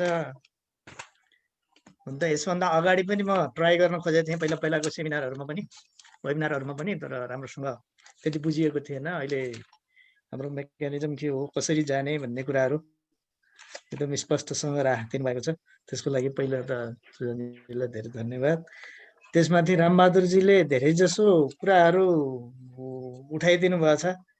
मेरा क्वेरीहरू पनि त्यसै भएर त्यसमा दोहोऱ्याएर म जान्न। जस्तो एउटा कुरा, जस्तो इन्टिग्रेटेड एप्रोचमा कुनै फन्डिङ गरेको त्यस्तो एक्सपिरियन्स छ हाम्रो सुजनजी? हजुर जस्तो अब मल पनि भयो, एग्रो टाइपको त्यो होइन, त्यो छ त्यस्तो प्रोजेक्टले एप्लाई गरेको छ होइन, छ त्यो वेस्ट टु इनर्जीवाला प्रोजेक्टमा त्योभन्दा इन्टिग्रेटेड छैन होला होइन। त्यस्तो प्रोजेक्टहरूले एप्लाई गरेको छ, त्यस्तो प्रोजेक्टमा नहुने भन्ने छैन। अब त्यसमा त्यो मैले भनेकै प्रोजेक्टमा चाहिँ टु कम्प्लेक्स प्रोजेक्ट क्या, एकदमै कम्प्लेक्स बढी भएको प्रोजेक्ट भयो होइन। हामी कस्तो भयो भन्दाखेरि धेरै जसो कसरी म्यानेज गर्न सकिन्छ, धेरै जसो ग्रान्टमा मात्रै गरिराखेको कामहरू होइन। अनि जस्तो धेरै प्रोजेक्टहरू अहिलेसम्म गर्दाखेरि ग्रान्टमा गर्ने गरेर अनि सरकारी सहयोगहरू लिएर गर्ने गरेको हुँदाखेरि अलि बढी कि अलि त्यतापट्टि ढल्केर प्रोजेक्टलाई अझ राम्रो बनाउन सकिँदैन कि भन्ने अलि भइराखेको छ होइन। त्यो अलिकति त्यतापट्टि मोडिन्छ कि त्यो अलिकति झल्किन्छ क्या हाम्रो प्रोजेक्टहरूमा गर्दाखेरि। गर्दिनँ भन्दा पनि त्यस्तो कुराहरू आउन सक्छ क्या, हामीहरूले लेख्दै जाँदाखेरि पनि अब भावनामा त्यो नभए पनि झल्किँदो रहेछ कि बेला बेलामा। त्यस्तो कुराहरू छ। मलाई लाग्छ अब सब्सिडी अथवा ग्रान्ट हामी डिस्करेज गर्दैनौँ होइन। त्यो तपाईँले सब्सिडी या ग्रान्ट पाउँछ। सपोज एउटा कुनै एक्जाम्पल लियो, हाइपोथेटिकल लियो, तपाईँले एउटा प्रोजेक्ट गर्दै हुन्छ, कुनै 20 करोडको प्रोजेक्ट छ, त्यसमा तपाईँलाई 30% भनौँ न एकछिन ग्रान्ट दिन्छ एपिसीले या कसैले, सरकारले भने त्यसपछिको 60% चाहिँ अथवा 70% जुन छ त्यो चाहिँ अब तपाईँले मोबिलाइज गर्नु पर्यो नि। त्यसको लागि चाहिँ तपाईँलाई सपोर्ट पिफाइलले दिन सक्छ क्या। त्यो 30 त्यो ग्रान्ट पर्सन ठिक छ, त्यो ग्रान्ट चाहिँ पिफाइलले खोजिँदैन, तर तपाईँको ग्रान्ट चाहिँ त्यो राम्रो होइन भन्ने भएन क्या। ग्रान्ट पाएर गर्नुहुन्छ भने त छैन, अझ तपाईँको प्रोजेक्टको भाइबिलिटी अझ बढ्न सक्छ। अनि अर्को विशेष गरेर हामी रेकनसँग सम्बन्धित साथीहरू विशेष गरी साना बिजनेसहरू गर्ने के, त्यो भएको हुँदाखेरि जस्तो एफडिआईसँग रिलेटेड कुराहरू, त्यो भित्रको के कस्तो छ भन्ने कुराहरू जान्ने अलि धेरै छैनौँ कि, साना मात्रै छौँ। सर यसमा मैले तपाईँलाई रोकेँ है, मैले रोकेर म के भन्छु भने यो पिफाइलले गर्ने सपोर्ट भनेको त्यो इन्टरनेसनल मात्र होइन क्या, तपाईँले लोकल फन्डिङ पनि जुन हुन्छ नि। हजुर मसँग तपाईँलाई एउटा इक्जाम्पल दिन्छु। हामीले एउटा प्रोजेक्टलाई कोच गरेका थियौँ होइन। हजुर। अनि कोच गरिसकेपछि उहाँले अब त्यो बिजनेस प्लान, फाइनेन्सियल मोडल सबै त्यो बन्यो नि। अनि बनिसकेपछि लास्टमा उहाँको त्यो फन्डिङ पनि भएन, त्यो अगाडिको स्टेजमा पनि पुगेन। अनि उहाँले मलाई बोलाएर के भन्नुभयो भने, सोनजी ठिक छ यो अगाडि गएन केही छैन, तर म निकै खुसी छु, किन भन्दा मसँग अब एउटा यस्तो डकुमेन्ट आयो जसको त्यसैको कारणले म आफै फन्डिङ गर्न सक्छु। अनि उहाँले के भन्नुभयो भने धेरै चिज चाहिँ मैले नै यो चिज बुझेको थिइनँ, अब यो अहिले चाहिँ यो सबै यो हामीले एक्सर्साइज गर्दा यसमा धेरै कुरा मलाई नै क्लारिटी आयो। अनि कहिलेकाहीँ के हुन्छ भने अब तपाईँको प्रोजेक्ट भनेको तपाईँको लागि तपाईँको बेबी सर हो होइन, हामीलाई हाम्रो बच्चा राम्रो लाग्छ नि। तपाईँले डेभलप गरेको प्रोजेक्ट चाहिँ तपाईँलाई राम्रै लाग्छ क्या। अनि तपाईँले एउटा एङ्गलबाट हेरिरहनु भएको हुन्छ, कतिचोटि चाहिँ त्यो तपाईँलाई जुन कोच दिन्छ उसले अर्को एङ्गलबाट त ऱ्यासनल खोज्छ, कमर्सियल ऱ्यासनल सबै हेर्छ। त्यो चिज त्यहाँ ल्याउँदाखेरि यो प्रोजेक्ट चाहिँ मैले जति सोचेको त्यति चाहिँ होइन रहेछ है भनेर हामीले रिजेक्ट गर्दाखेरि त्यो डेभलपर खुसी भएको पनि केसेस छ क्या। मैले पैसा फसाउन लागिरहेको रहेछु, मेरो बच्योवाला पनि छ क्या। सो तपाईँको प्रोजेक्ट चाहिँ अब एफडिआई, यो पिफाइल भने एफडिआईकै एङ्गलबाट हेर्नु परेन। तपाईँलाई लोकल्ली कति प्रोजेक्ट त यी ब्याङ्कबाट पनि लोन लिन सके हुँदैन नि त। त्यो किन भन्दा ब्याङ्केबल उहाँको प्रोजेक्टै बनाउन सक्नु भएन। त तपाईँलाई पिफेनले त्यो प्रोजेक्ट ब्याङ्केबल बनाउन हेल्प गर्छ। सो द्याट तपाईँले लोकल्ली हामीले लोकलको हिसाबले भनौँ न 30-40 लाख रुपियाँ मात्रै पनि तपाईँको फन्डिङ रिक्वायरमेन्ट इक्विटी हुन सक्ला। तपाईँको डेप्टमा चाहिँ 2-3 करोड 4 करोड जुन ब्याङ्कबाट लिनुपर्ने त्यो लिन नसक्ने अवस्था होला, त्यस्तोलाई पनि हामी हेल्प गर्छौँ क्या। इनफ्याक्ट त्यसैले लोकल कोचेसहरू राख्नु कारण के हो भने उसले लोकल मार्केट बुझेर लोकली हिसाबले उसले तपाईँलाई एसिस्ट गर्न सकोस् भन्ने हो। सो एफटिआई नै हुनुपर्छ अथवा त्यो नै बाहिरबाट पैसा आउनुपर्छ भन्ने त्यो होइन। तपाईँको प्रोजेक्टलाई चाहिँ कसरी हुन्छ फाइनेन्सिङ दिलाउने, तपाईँको प्रोजेक्ट चाहिँ इम्प्लिमेन्ट, तपाईँलाई के फरक पर्छ पैसा बाहिरबाट आओस् या यहाँबाट आओस्। तपाईँलाई त पैसाको कारणले रोकियो होइन, पैसा नभएर रोकियो, तपाईँलाई पैसा आएर तपाईँको प्रोजेक्ट स्केल अप हुन्छ भने त्यो नै इम्पोर्टेन्ट हो नि। अथवा हामीले यो म्युनिसिपल लोकल अनि अर्को गर्न चाहिँ मैले एकछिन है, म सक्नुभन्दा अगाडि एउटा उहाँको अर्को बताइदिन्छु। अनि अर्को चाहिँ अब हाम्रो कुरा आइरहने चाहिँ टाइम फ्रेममा आउँछ क्या। यो के लाग्छ मलाई त अर्जेन्ट भइसक्यो होला हुन्छ होइन। एक्चुअली मैले यस्तै त्यो रोड सो गरेको थिएँ अनि त्यहाँ डेभलपर एकजना हुनुहुन्थ्यो अनि उहाँले पछि सकेपछि Q&A-मा भन्नुभयो तपाईँको टाइम कति लाग्छ, मैले पनि टाइम लाग्छ।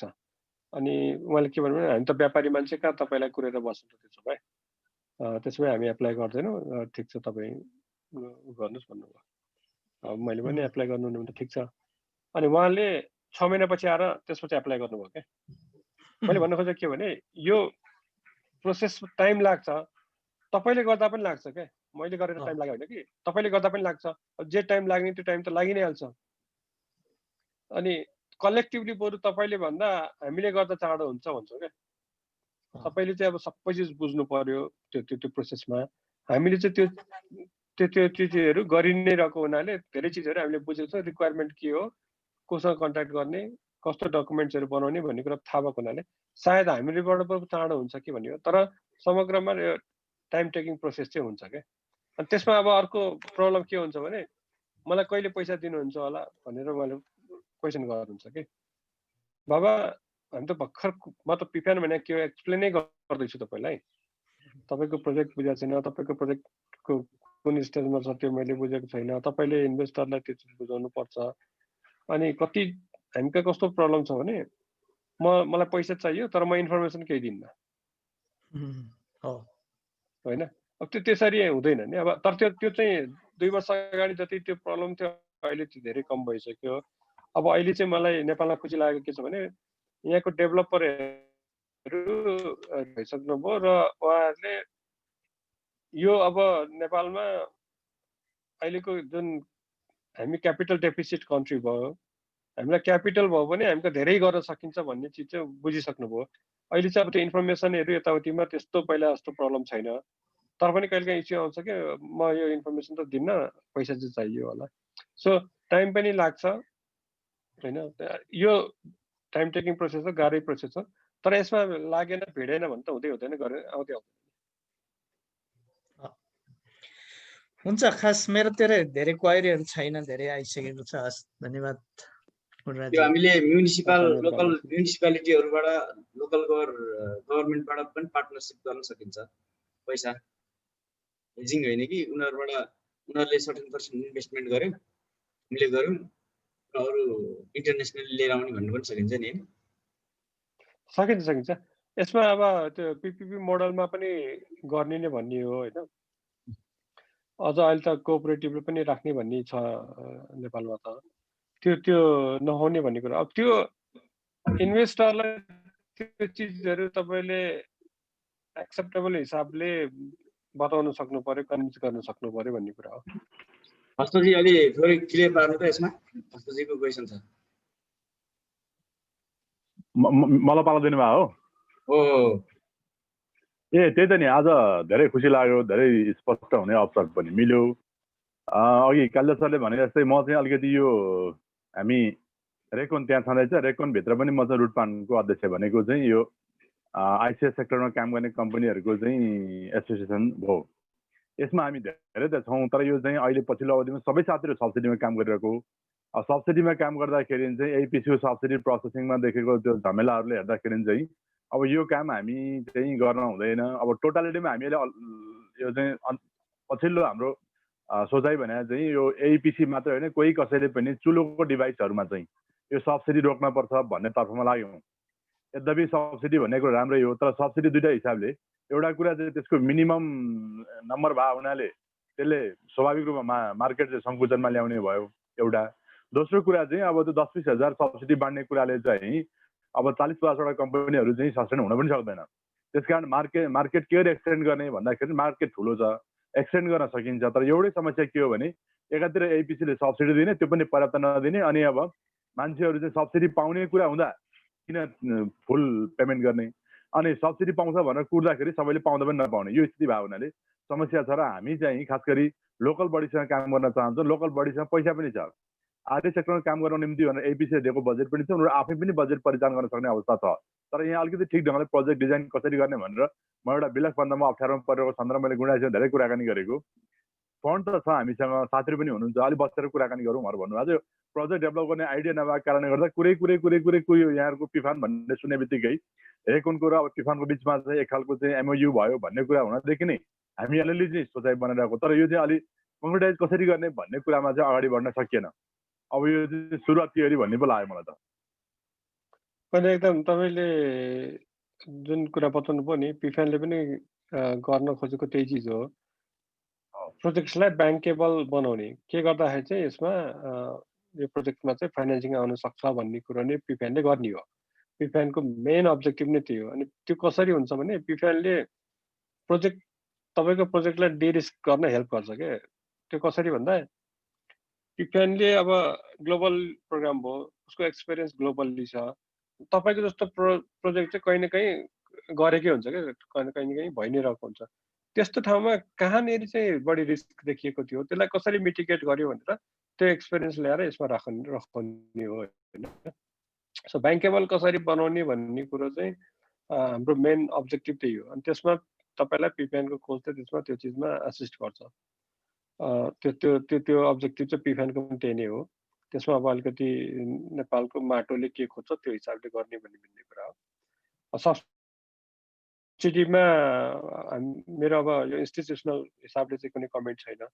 पर्सनली चाहिँ मलाई भन्नुहुन्छ भने मतलब राज्य जेनेरस हुन पायो क्या, राज्यले म जेनेरस भएर सब्सिडी दिन्छु भन्न पायो। तर त्यो चाहिँ कसरी त्यसलाई इक्विटेबल हिसाब डिस्ट्रिब्युट गर्छ जसले मार्केटलाई डिस्टर्ट गर्दैन भन्ने चाहिँ मेरो कन्सर्न हो।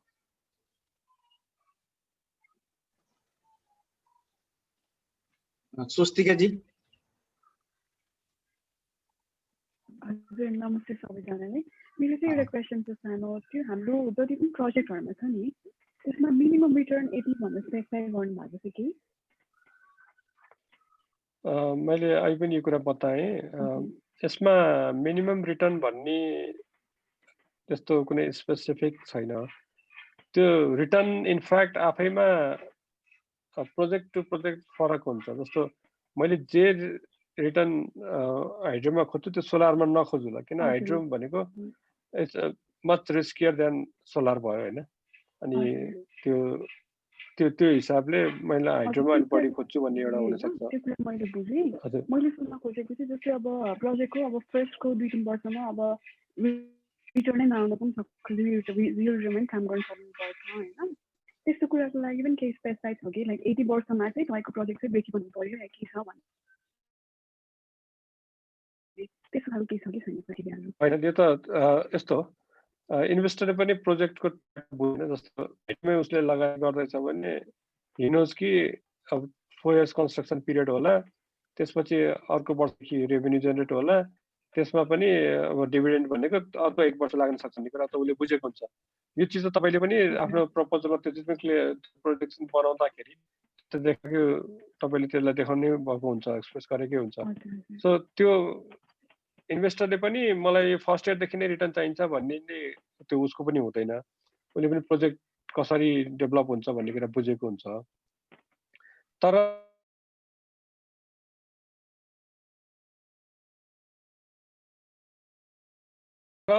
Over a period of year उसले आफ्नो पैसा र उसलाई एक्जिट अप्सन्स चाहिँ एभाइलेबल हुनु पर्यो। जस्तै यो सेक्टर स्पेसिफिक कुरा गर्नुभयो नि हजुरले। अब हाइड्रोमा चाहिँ चाहिँ हाम्रो यति हो लाइक म्युचुअली एक्सक्लुसिभ चाहिँ हुँदैन जस्तै हाइड्रोमा अब इनकेस एउटा प्रोजेक्ट अप्रुभ भयो भने अर्को हुने नहुने त्यस्तो केही छ कि छैन एग्रीमा यति सोलर पावरमा यति भन्ने केही स्पेसिफाई गर्नु भएको छ सेक्टर वाइज त्यस्तो छैन इन्भेस्टमेन्ट सेक्टर वाइज छैन एज लङ एज त्यो प्रोजेक्टमा रिलेटेड कुनै पनि एक्टिभिटिज हुन्छ भने त्यस्तो प्रोजेक्ट क्वालिफाई हुन्छ हाम्रो त्यसमा कुनै पनि त्यो सेक्टरल लिमिटेसन छैन धन्यवाद स्वस्तिकाजी निलिमाजीको साउन्डमा प्रब्लम छ भन्नुभयो अहिले सुनिन्छ निलिमाजी कोहीजीको के छ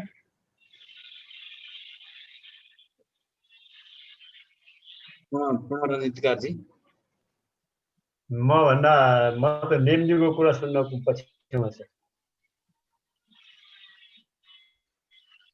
मैले त खासै के भन्नु भन्दा सुन्नुमै राम्रो होला नेमजी बोल्नु भएको छैन जस्तो लाग्यो नमस्ते अघि बोल्नु भएको थियो त्यही पनि फेरि भन्नु होला खासै चाहिँ मैले चाहिँ अब यो अघि नै चाहिँ हाइड्रोमा पनि गएको हुनाले चाहिँ हाइड्रोमा पनि इन्भेस्टमेन्ट गराउन सकिन्छ कि भन्ने हिसाबले चाहिँ अघि नै कुराकानी गरेँ अब इलेक्ट्रिकमा पनि अहिले सुरुवात गरेको छु अब यसको लागि पनि अब जस्तै अब नयाँ किसिमले चाहिँ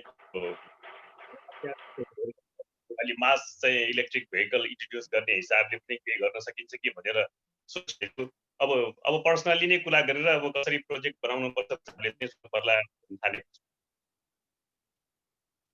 त्यो एकदम इलेक्ट्रिक भेहिकल भनेको आजको आवश्यकता पनि हो हाम्रो देशको लागि प्लस अब हामी त झन् हाइड्रोवाला क्लिन इनर्जीवाला नै पऱ्यो अनि अब अहिले बिजुली कहाँ कन्ज्युम गरौँ भन्ने एउटा चिन्ता भइसकेको त्यो स्टेजमा पुगिसकेको छ राज्य पनि होइन सो इलेक्ट्रिक भेहिकल चाहिँ अहिलेको आवश्यकता भयो अब प्रोजेक्ट डेभलपमेन्ट गर्ने काम चाहिँ तपाईँकै हो प्रोजेक्ट जस्तो त्यो एउटा स्टेजसम्म पुर्याउने त्यसपछि चाहिँ अब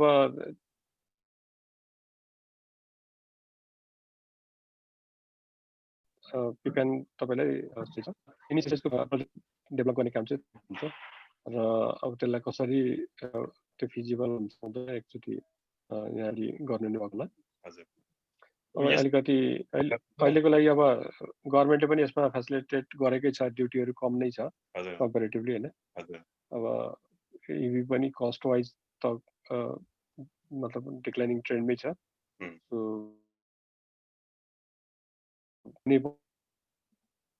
पर्छ आउँछ नै तर अब अहिले अब हामीले आफैले गर्नको लागि चाहिँ यसमा अलि होमवर्क गर्न बाँकी छ होमवर्क गरिसके पछाडि चाहिँ अनि यहाँसँग बसेर फेरि वर्कआउट गरौँला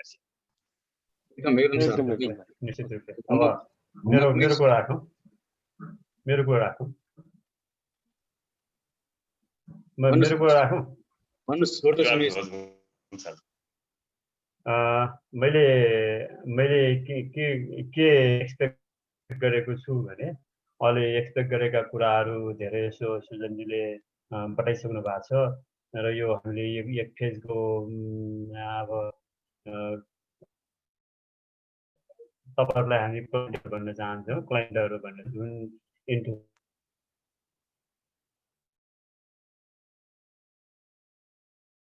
इन्थुजियाजम लिएर अब क्लाइमेट रिलेटेड इन्डस्ट्रिजहरू इन्टरप्रेन्योर्सहरू लिएर आइरहनु भएको छ त्यस्तै हामीले चाहिँ यसरी नै अब फेसिलिटेट गर्दै अगाडि जान्छौँ यो जस्तो सुजनजीले भन्नु सुरुको इनिसियल फेजको काम त यहाँहरूले नै गर्नुपर्ने यहाँ इन्टरप्रेन्योरले गर्ने निश्चित रूपले त्यो कन्सेप्चुलाइजेसन गर्ने र सुरुवात गर्ने यहाँहरूले नै हो त त्यसलाई चाहिँ अब फाइनेन्सिङको हिसाबले मेटेरियलाइज गर्न कोअर्डिनेट गर्न तिफानले गर्ने सहयोगको लागि भन्नाले हामीले सहयोग गर्नुपर्ने तिफानले सहयोग गर्नुपर्ने कोअर्डिनेट गर्नुपर्ने धेरै यस्ता उद्यमीहरू र उद्यमहरू रहेछ भन्ने मलाई लागेको छ र हामीले यो यसरी भेटघाट गर्ने क्रमलाई फेरि पनि जारी राख्नेछौँ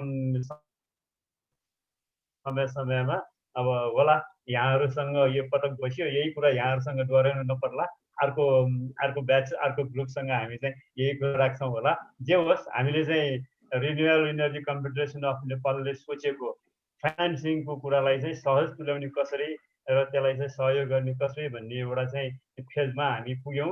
यो this is not all of course, केही पार्ट अफ द्याट चाहिँ हामीले चाहिँ यसरी चाहिँ अगाडि गइरहेको छ भन्ने मलाई लागेको म खुसी व्यक्त गर्न चाहन्छु। टिफानको र यो रेकोनको सहकार्य चाहिँ सबैको लागि राम्रै होला। Thank you. यसमा मैले बोलेँ एकचोटि यो कलकुट गर्नुभन्दा अगाडि मैले यो फ्लोरबाटै क्वेरी आउला भनेर मैले बसिरहेको थिइनँ, तर आएन। म जस्तो एकचोटि मैले के रिट्रेट गर्नु जरुरी छ भने पिफिएनबाट जुन सपोर्ट हुन्छ त्यसमा के पनि चार्जेसहरू तपाईँहरूलाई लाग्दैन। तपाईँलाई लाग्ने भनेको सक्सेस फी हो। त्यो सक्सेस फी भनेको चाहिँ फन्डिङ हाम्रो कारणले आयो भने लाग्ने हो। तपाईँले आफैले ल्याउनु भयो भने त्यो के परेन। हाम्रो कारणले तपाईँलाई फन्डिङ आयो भने तपाईँले त्यो सक्सेस फी तिर्नुपर्छ। अनि आएन भने, फन्डिङ आएन भने तपाईँको 1 रुपियाँ पनि खर्च हुँदैन। But nothing to lose. आयो भने त्योभन्दा राम्रो केही भएन। सो अरू प्रोग्रामहरूमा कस्तो तपाईँले रिटर्न अफ फी दिनुपर्ने त्यस्तो किसिमको, अथवा यो फन्डिङ नआउँदाखेरि पनि सर्टेन चार्जेसहरू तिर्नुपर्ने, ट्राभलिङको खर्च यस्तो हुन्छ। यसमा के पनि पर्दैन। तपाईँको हाम्रो कारणले तपाईँलाई फन्डिङ आयो भने मात्र तपाईँलाई सक्सेस फी चार्ज हुन्छ। अनि सक्सेस फी कति भनेर पनि त्यो बताउनु जरुरी छ। अब यति नै भनेर अहिले नै ठ्याक्कै चाहिँ भन्न मिल्दैन। तर यसको स्ट्यान्डर्ड रेट चाहिँ के हो भने इक्विटी खोजिरहनु भएको छ भने ग्लोबल स्ट्यान्डर्ड चाहिँ 4 to 6% हो। अनि केसमा 1 to 2% हो। अनि नेपालको केसमा अब त्यो हामी नेगोसिएट गरेर त्यो सेट गर्न सक्छौँ त्यो स्टेजमा पुगेपछि। यसमा टाइम लाग्छ, टाइम लाग्ने नै हो, त्यो टाइम पनि लाग्छ। अनि सबैभन्दा इम्पोर्टेन्ट कुरा चाहिँ तपाईँलाई फन्डिङ आउँछ नै भन्ने ग्यारेन्टी छैन हैन। कुनै पनि प्रोजेक्टमा फन्डिङ आउँछ भन्ने ग्यारेन्टी छैन। हामीले बेस्ट एफर्ट बेसिसमा तपाईँहरूले तपाईँको प्रोजेक्टको लागि आफ्नो तर्फबाट फन्डिङ खोजि नै रहनु भएको हुन्छ। त्यो हामी एकदम स्ट्रङली इन्करेज गर्छौँ। तपाईँहरू खोज्दै नै गर्नुहोस्। हाम्रो कारणले आयो भने आइहाल्यो, आएन भने पनि तपाईँहरू के पनि अब हाम्रो साइडबाट त के गएन। सो हामी इन्करेज गर्छौँ तपाईँ आफ्नो उसबाट गर्नुहोस्। हामी तपाईँको लागि एउटा एडिसनल एभेन्यू भइदियो हैन। यो 3टा कुरा चाहिँ मलाई राख्नु जरुरी छ। म तपाईँको एक्सपेक्टेसन चाहिँ सेट गराउन चाहन्छु। मतलब एकदम अनड्यू एक्सपेक्टेसन पनि नरहोस् र हामी के हो एक्ज्याक्टली, हामीलाई यो लाइनमा के गर्नु छ, हामी के सक्छौँ र के चाहिँ हाम्रो उसमा छैन भन्ने कुरा त्यो क्लियर गर्नु जरुरी छ। यति चाहिँ मैले भन्न चाहे। Thank you. धन्यवाद सुजन सर। आज यहाँले यो जुन पिफान के हो, पिफानले कसरी चाहिँ सपोर्ट गर्न सक्छ र प्राइभेट इन्भेस्टमेन्टको लागि चाहिँ के गर्न सक्छौँ भन्ने कुरा प्रश्न पारिदिनु भएकोमा र आज सहभागी छोटो समयको निम्तले स्वीकार गरे सहभागी हुनुभएको सम्पूर्ण सरहरूलाई म एकदम धन्यवाद दिन्छु। र यहाँले जुन क्वेसनहरू सोधेर हाम्रो क्वेरीहरू पनि गरिदिनु भएकोमा म यहाँ सबैलाई धन्यवाद दिन चाहन्छु। र विगतमा हामीले जुन नवीकरणीय ऊर्जाका परियोजनाहरूमा एउटा अनुदानको आधारमा काम गरिरहेका हाम्रो त्यही किसिमको खर्च बसिसकेको अवस्थामा अब हामी कमर्सियलाइज हिसाबमा नवीकरणीय ऊर्जालाई हामीले एउटा अनुदानमा आधारित कार्यक्रममा काम गरिरहेको अवस्थाबाट अब कमर्सियलमा जानको लागि जुन ग्याप फन्डिङको थियो, त्यो फन्डिङको रूपमा एउटा सपोर्टको हिसाबले ट्याक्क हामीलाई चाहिएकै बेलामा, हाम्रो आवश्यकता भएकै बेलामा पिफानको उपस्थिति भएको छ। हामीले इनोभेटिभ इन्भेस्टमेन्ट मोडल खोजिरहेको र यसमा हामीले खोजेकै जस्तो कतैबाट पाएको ग्रान्ट पछिको पैसामा पनि पिफानले सपोर्ट गर्दो रहेछ। डोनरहरूले दिएकोमा कुनै गाउँपालिकाले पनि ग्रान्ट दिन सक्छ अथवा गाउँपालिकाले पिपिपी मोडलबाट अथवा भाइब्रेट ग्याप फन्डबाट मोडल गरेका अफर गरेका क्लाइमेट रिलेटेड प्रोजेक्टहरूमा पनि हामीले चाहिँ ग्याप फन्डिङमा इक्विटीमा इन्भेस्टमेन्टको लागि हामी पनि इक्विटीमा सहभागी हुने र हामीलाई सपोर्टको लागि इन्टरनेसनल अथवा नेसनल, इन्टरनेसनल मात्रै होइन नेसनल पनि सपोर्टको लागि हामीले पहल गर्न सकिने र त्यसको डकुमेन्टेसनमा चाहिँ पिफानले सहयोग गरिदिने र डकुमेन्टेसन गरे बापत कुनै शुल्क नलाग्ने यदि त्यो प्रोजेक्टमा फन्डिङ भएन भने त्यो हिसाबले प्रोजेक्ट फन्डिङ क्रममा भइरहँदा हामीले फेरि अर्को अन्य फन्डिङहरूसँग एक्सेस गर्न पाउने भएको हिसाबले चाहिँ यो हातमा लड्डु भएको जस्तो महसुस चाहिँ भएको छ र यो गर्नले पक्कै पनि यो फन्डिङको कुरा हो, इन्भेस्टमेन्टको कुरा हो। यसमा हामीले पिफानले पनि भनौँ न एउटा एक्जिट वे जुन इन्ट्री हुँदाखेरि उसले एक्जिट वे पनि उसले खोजेको हिसाबले गर्दाखेरि हामीले अब यसमा जुन इन्भेस्टमेन्टको चाहिँ क्राइटेरिया उनीहरूले बुझ्ने भन्दा पनि इम्प्लिमेन्टिङ पार्टनर हामी आफै भएको कारणले गर्दाखेरि त्यो बेस्ट इम्प्लिमेन्टिङ प्रोजेक्ट राम्रो भएर मात्रै नहुने रहेछ। यसमा चाहिँ प्रोजेक्टको बेस्ट हुनुलाई म्यानेजमेन्ट पनि राम्रो, त्यसको प्रोजेक्टको सक्सेस रेट कसरी चाहिँ त्यसलाई कम्प्लिट गर्न सक्छ, त्यसमा कस्ता एक्सपर्टहरू छन्, कस्तो म्यानेजमेन्ट छ भन्ने कुराहरू पनि महत्त्वपूर्ण भूमिका खेल्दो रहेछ। त्यसैले अब हामीले गर्नुभन्दा अगाडि यी कुराहरूमा जुन विगतमा सिमिलर टाइप अफ प्रोजेक्टमा यो ग्लोबल्ली भएको एउटा सक्सेस रेटलाई हामीले त्यसको अनुभवलाई यहाँहरूलाई सेयर गर्न पाइयो भने हामीले यो रिकोन एउटा जुन डेभलपमेन्ट नेटवर्क पार्टनरको हिसाबमा चाहिँ पिफानको एउटा सहकार्य गरेको छ त्यसको पनि औचित्य रहने छ भन्ने लाग्छ। र यहाँहरूलाई परेका त्यस्ता अप्ठ्याराहरू अब अहिले हामीले यो सानो ग्रुपमा एउटा क्लोज सर्कल ग्रुपमा 8-10 जना हामी 4-5 जना 5-6 छलफल गरिसकेपछि फेरि यसबाट चाहिँ जसको प्रोजेक्ट रेडी भएको छ, रेडी भएको प्रोजेक्टमा हामी इन्डिभिजुअल पनि बस्छौँ, छलफल गर्छौँ, सहकार्य गर्छौँ, सहजीकरण गर्छौँ। यसमा यहाँहरूले कति पनि नहिचकिचाइकन क्वेसनहरू सोध्न। अब अहिले यो पेन्डेमिक सिचुएसन भएको कारणले प्रत्यक्ष भेटघाट हुनलाई सम्भव छैन, तथापि हामीले यही जुमलाई पनि प्राथमिकता दिन्छौँ। अन्य तरिकाको टेलिफोनहरू पनि यहाँहरूले गर्दाखेरि मान्दैनौँ। त्यही हो आजको यो एकदम के भएको घोषणा गर्न चाहन्छु र यहाँहरू टचमा रहिरहनु होला। प्रोजेक्ट डेभलपरलाई प्रोजेक्टको क्वेसनहरू क्वेरीहरू छ भने डाइरेक्टली सुजन सरलाई हामीलाई गर्नुभयो भने हामी सुजन सरसँग कोअर्डिनेट गरेर बिफोर एप्लाई गर्नुभन्दा अगाडि एटलिस्ट सुजन सरसँग कन्सल्ट गर्नुभयो भने त्यसमा केही कमी कमजोरी रहेछ भने पनि त्यसलाई सुजन सरले पक्कै पनि सहयोग भूमिका खेल्नुहुनेछ भन्ने अपेक्षा राख्दै म आजको यो इन्फर्मल मिटिङलाई अन्त्य घोषणा गर्न चाहन्छु। फेरि पनि